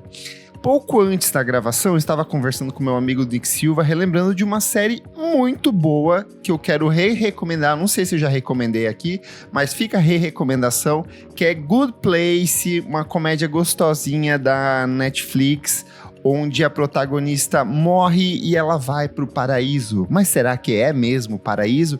É uma série mega filosófica, mega existencialista, mas ela tem um texto cômico muito bom. São 4 temporadas, bem curtinha, cada episódio de 20 minutos ali. Eu acho que são 10 ou 12 episódios por temporada. É muito bom. A temporada final, assim, o último episódio pra mim é um dos melhores fechamentos de série de todos os tempos. Então você que está procurando por uma série leve e divertida, mas com muitas reviravoltas, para quem gosta de altas confusões, assista Good Place. Boa. Sua vez, Renan Guerra. Eu acho que a minha dica é a mesma que a sua. Não sei se você trouxe essa mesma dica, mas a minha dica é... Bem juntos. Divertidamente 2, que a gente foi assistir. Nossa senhora, que filme maravilhoso.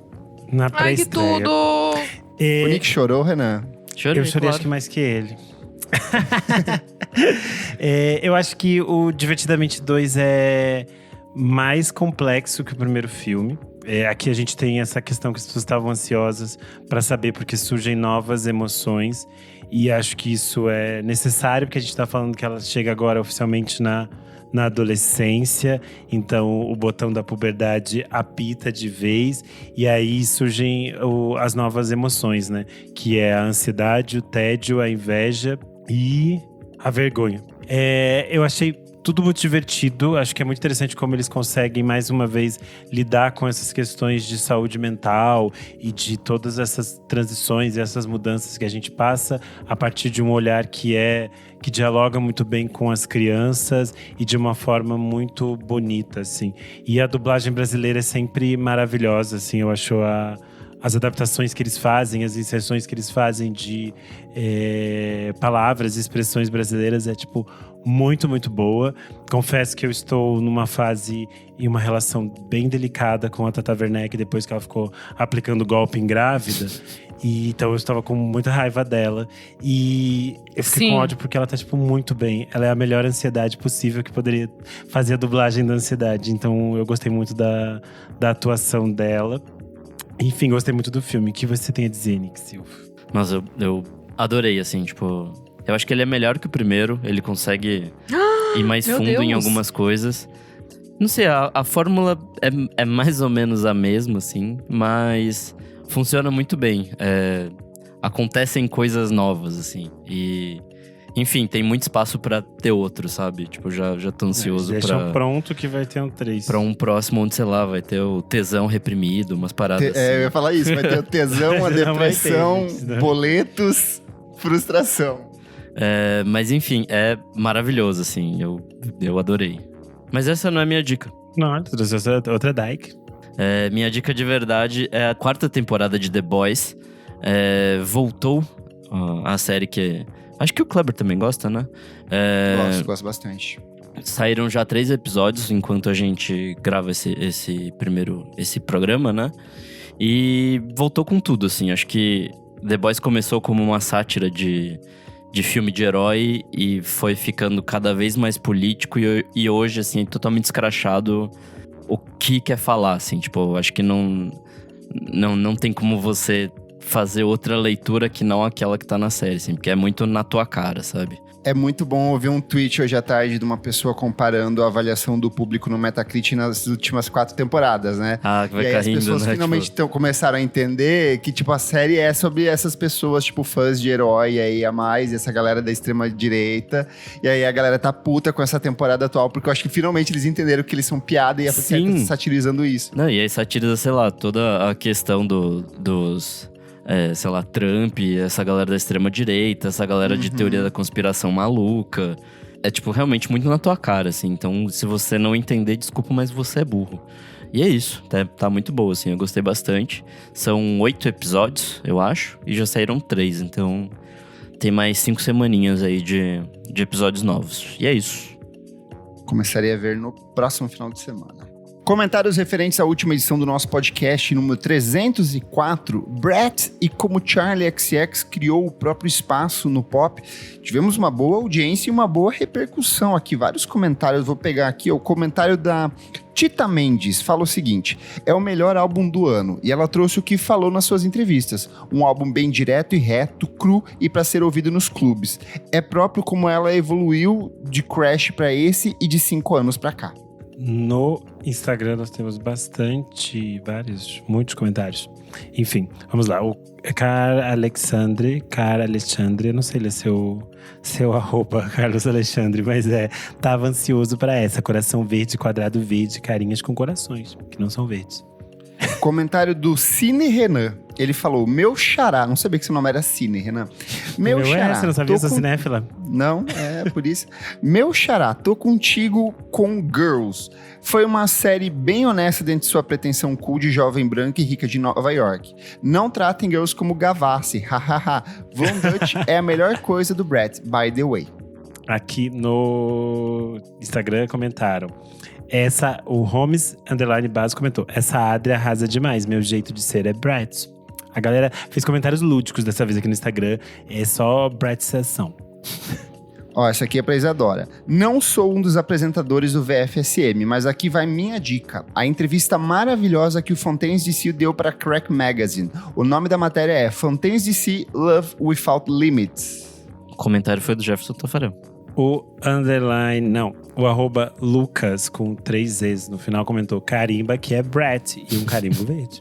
O Wesley Cirqueira não gostou do Brett. Ele falou, não gostei, achei mais do mesmo. Tá bom. O Efanito comentou aqui no Instagram, a edição especial, amo. Comentário do Rodrigo Berg, ele falou: gostei demais do disco e me diverti super com a semana Brett. Torcendo muito para ela trazer o show completo pra cá. Ah, não vai trazer. O Eduardo Warden comentou pop com uma interrogação. E aí o Lucas, de novo aqui com muitos Z's, comentou cult classic, but still pop. Comentário do JC Eclético aqui, ó. Músicas repetitivas, mas algumas são muito boas. Disco do ano junto com Do Que Entra Nada. Eu não entendi, foi o hater. O Marcos Zen escreveu, ela é tão Julia. É isso. O Tomás Vilela falou, Brett cheira a nitrito volátil. E aí eu fui ver o que era nitrito volátil e é poppers. A Manu Bawabi comentou bafo. E o Pedro Henrique Coelho comentou corações verdes. O último aqui do Spotify, o Pedroca falou, um dos melhores discos pop do ano. Ela realmente encontrou um lugar onde se encaixa e aproveitou o apoio desse nicho da melhor forma possível. É isso. Eu sou @KleberFak no Twitter e no Instagram, dicas diárias de músicas todos os dias e acesse também o meu site, musicainstantanea.com.br. Eu sou @Almeidadora no Instagram, Almeidadora _ no Twitter. Eu sou _Renan Guerra no Instagram, no Twitter, no TikTok. Você pode seguir a minha newsletter no Substack, só procurar lá por Renan Guerra. E você também lê meus textos lá no Screen. Tem saído vários textos sobre os filmes que eu estou assistindo no Festival Inédit. Eu sou @Nick_Silva no Twitter, Nick Silva no Instagram. E você lê meus textos lá no Monkey Bus. Ó, quantas pessoas que escrevem. Não esquece de seguir a gente nas nossas redes sociais, @podcast VFSM em tudo. Siga a gente na sua plataforma de streaming favorita, avalie, dê 5 estrelas. E se puder, seja um de nossos apoiadores incríveis. Como vocês já perceberam, a gente grava os blocos à parte. Então aqui agora nós temos um outro público diferente do público da abertura do programa. Aqui com a gente está o Carlos Alexandre, o Carlos Casari, o Fabrício Neri, Leonel Moura e Jefferson Kozenieski. Muito obrigado pela sua audiência e se puder, seja como um de nossos apoiadores e apoie a gente no apoia.se/podcast VFSM. Até a próxima edição do nosso podcast. Tchau, tchau. Tchau. Gay Rights.